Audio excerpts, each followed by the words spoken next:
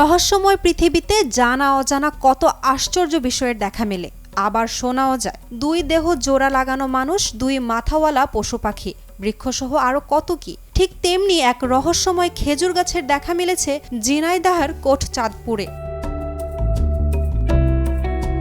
শীত এলেই যে খেজুরের রসের গুড়ের রসনা বিলাসে মেতে ওঠেন বাঙালি। কোটচাঁদপুর উপজেলার বহরমপুর গ্রামের সেই খেজুর গাছটি 22টি মাথা নিয়ে দাঁড়িয়ে রয়েছে বছরের পর বছর ধরে।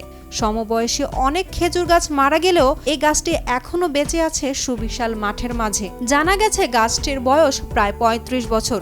দূর দূরান্ত থেকে প্রতিদিন এক নজর গাছটিকে দেখতে ভিড় করেন অনেক মানুষ। এটা 22 মাথা খেজুর গাছ, আমি দেখার জন্য এসেছি। এটা দূর দূরান্ত থেকে অনেক লোকজন আসে।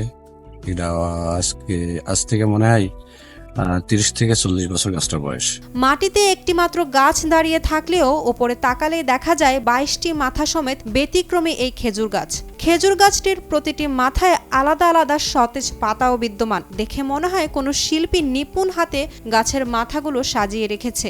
অবাক করা বিষয়, খেজুর গাছটি 22টি মাথা নিয়েও আকাশের দিকে চেয়ে আছে। খেজুর গাছটা জন্ম থেকেই এইভাবে হয়ে এসছে। ও অনেক দিন থেকেই আমরা দেখতেছি যে এইভাবে আছে। ওর বয়স আমার ছোটবেলা থেকেই দেখছি, আনুমানিক 40-45। অনেক দূর দূরান্ত থেকে মানুষজন আসে এটা দেখতে। একটা হচ্ছে দর্শনীয় স্থান হিসাবে একটু ভালো লাগে, অনেক লোকজন আসে দেখতে। এটা একটা নিজেদের কাছেও ভালো লাগে।